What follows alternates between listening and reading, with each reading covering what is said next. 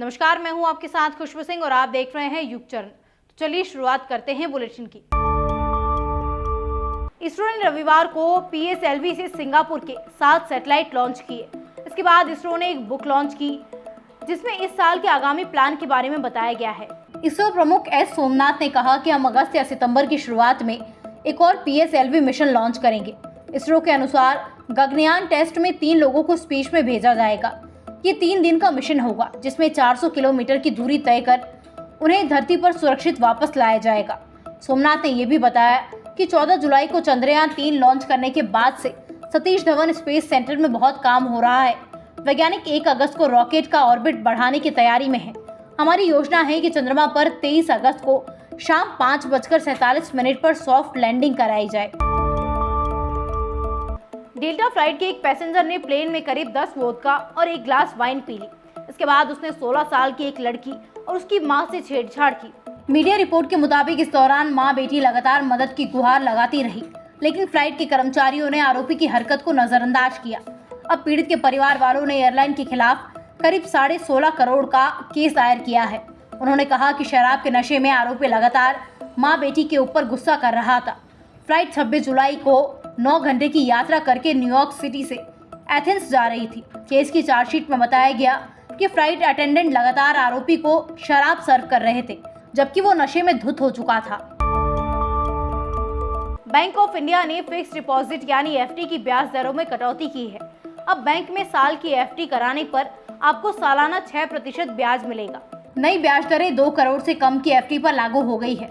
इसके अलावा बैंक ने खास deposit scheme monsoon deposit launch की है। मॉनसून डिपॉजिट के तहत 400 दिनों में FD करानी होगी। बैंक की ओर से इस स्पेशल FD पर सबसे अधिक 7.25% का ब्याज दिया जा रहा है। FD से मिलने वाला ब्याज पूरी तरह से टैक्सेबल होता है। आप 1 साल में FD पर जो भी ब्याज कमाते हैं वो आपकी एनुअल इनकम में जुड़ता है।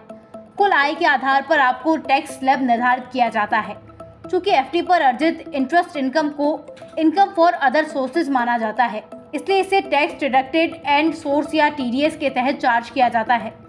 जब आपका बैंक आपकी ब्याज आय को आपके अकाउंट में जमा करता है तो उसी समय TDS काट लिया जाता है।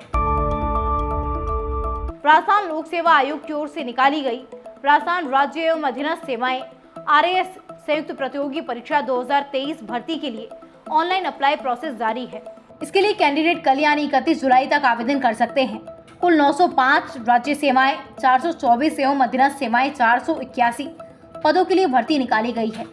इसके लिए RAS ने सिलेबस पहले ही अपलोड कर दिया है। आयु सीमा 1 जनवरी 2024 को न्यूनतम 21 वर्ष एवं अधिकतम 40 वर्ष से कम होनी चाहिए। कार्मिक विभाग की अधिसूचना 23 सितंबर 2022 के अनुसार जो व्यक्ति 31 दिसंबर 2020 को आयु सीमा के अंदर था उसे दिनांक 31 दिसंबर 2024 तक आयु सीमा के भीतर ही समझा जाएगा। परीक्षा सितंबर या अक्टूबर 2023 में होने की संभावना है।